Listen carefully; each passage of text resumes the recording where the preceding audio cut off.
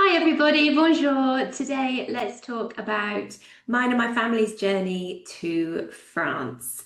So my journey started a very long time ago. I think I remember my first French lesson was when I was about 7 years old in an after-school club in England. And I just fell in love with the country, the language, the food, the culture, just everything about it. My whole body yearned to be in France just as soon as I could.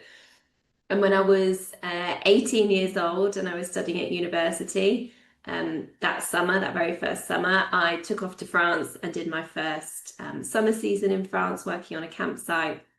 And by then, my French was really great. I was studying French at university as well, and I couldn't wait to move there permanently. That was always the dream.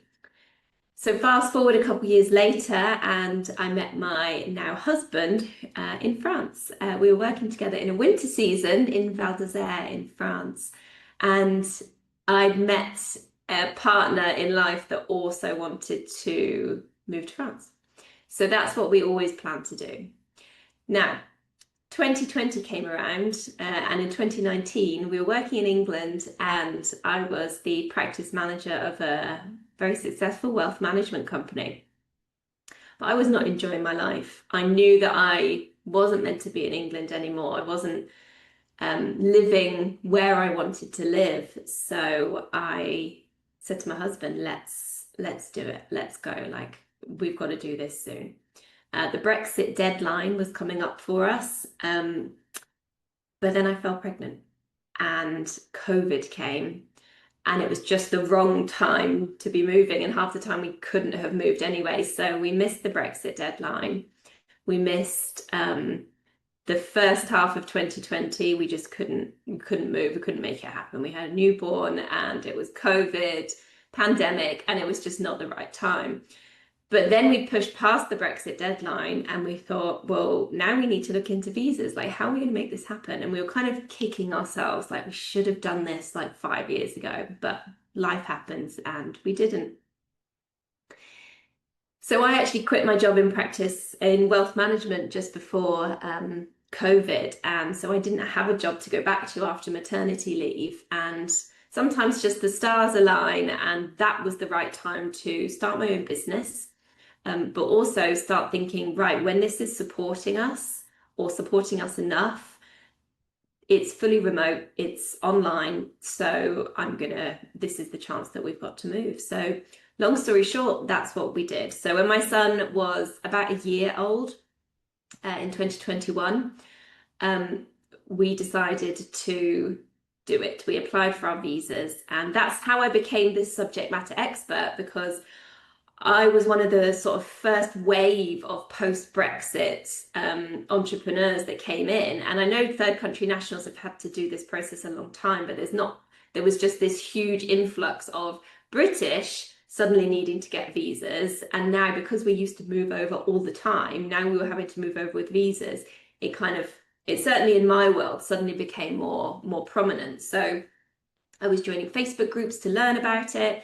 But because of my background, I had set up as a business consultant and I spoke French and all of this stuff that came with it, I suddenly became quite qualified to help people. So that's where my business plan template came from, is that it wasn't just, oh, this is the template that I created.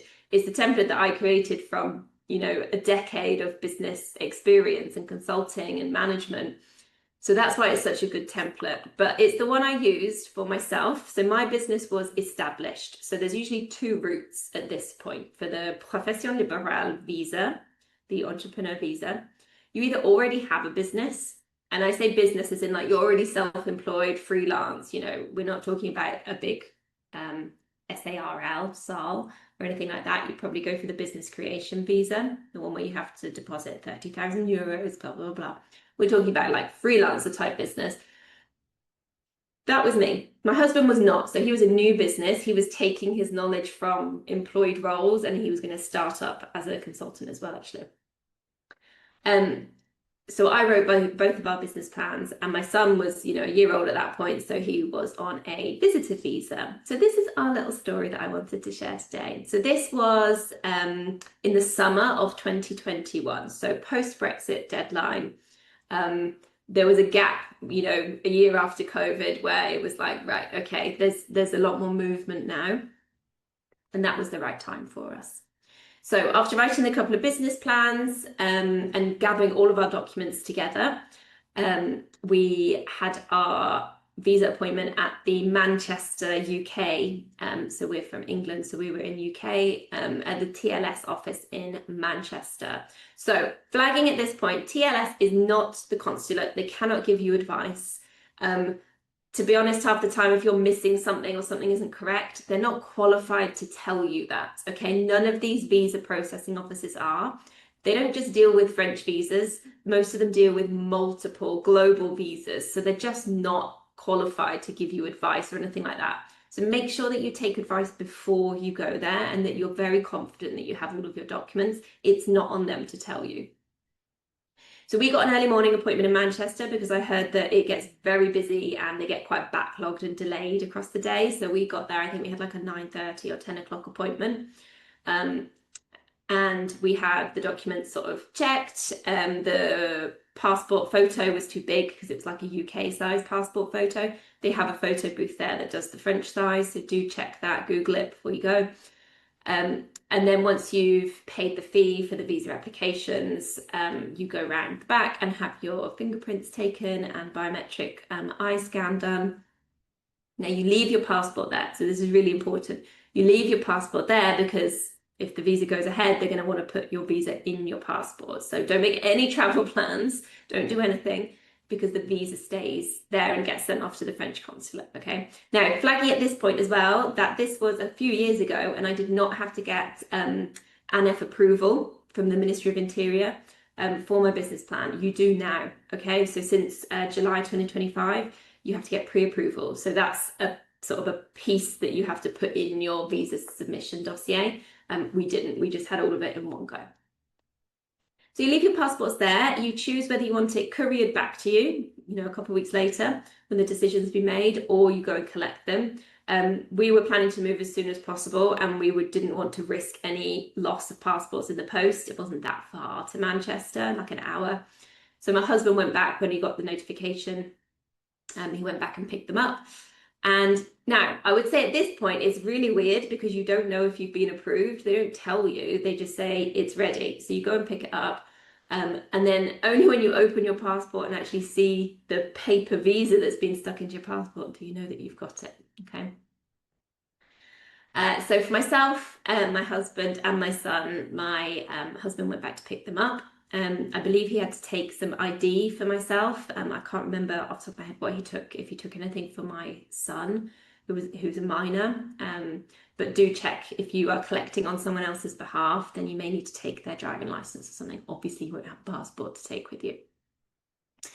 Inside your passport, when you open it up, you will hopefully see your visa. Congratulations. And you will see a slip of paper that tells you what your next steps are. So obviously then it's on you to move to France.